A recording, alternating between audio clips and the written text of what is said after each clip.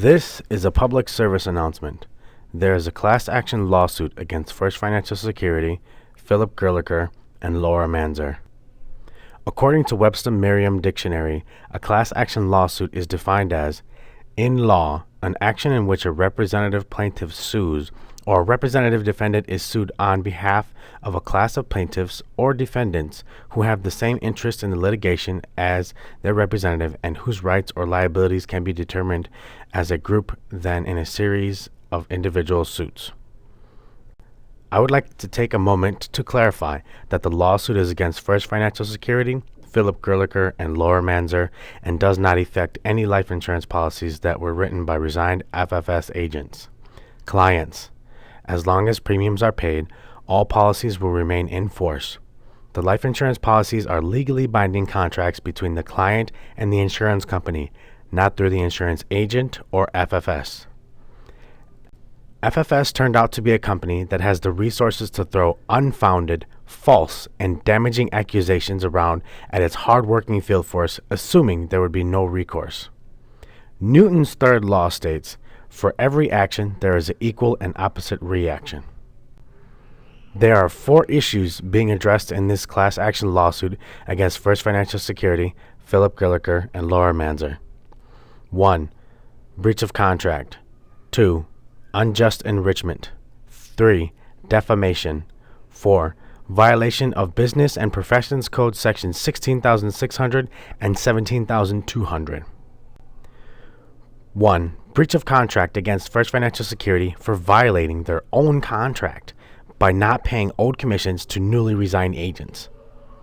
The agents only resigned after having access to their business accounts disabled by FFS, which led to the revelation that their business hindered on the whim of the owner, Philip Gerlicher. FFS then turned those resignations of the frustrated agents into terminations. In the mind of FFS and Laura Manzer, under direction of Philip Gerlicher, gave the unjust right to keep and hold the owed commissions of all the newly resigned agents. As a direct result of the decision to hold the commissions of the resigned agents, labeled FFS in breach of their own contract. 2.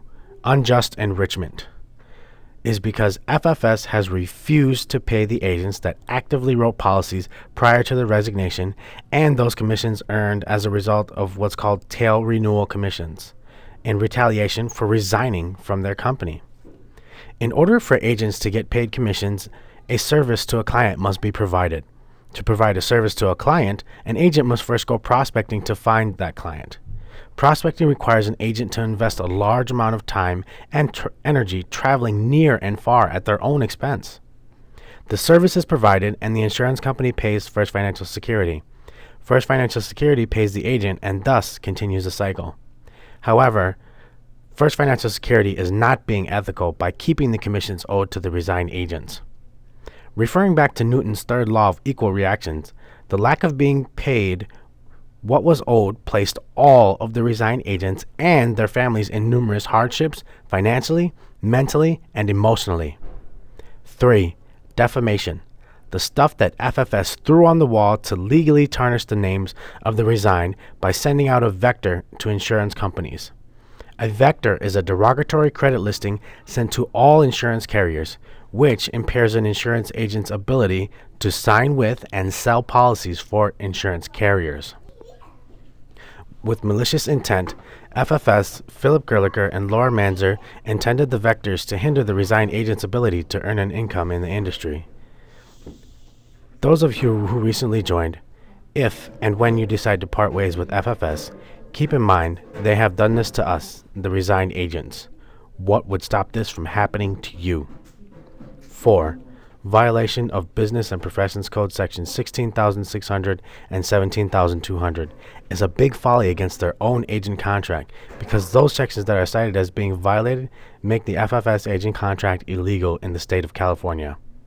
It may be just my opinion, but you think a company whose agents produced over $17 million in 2013 would know the intricacies of each state law before creating legally binding agent contracts.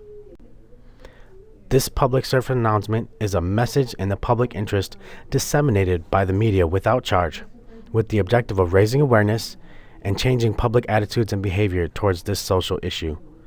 Feel free to verify the document. Whether or not FFS will comment or elaborate on this is debatable, but that should not stop you from asking them. Thank you for your time.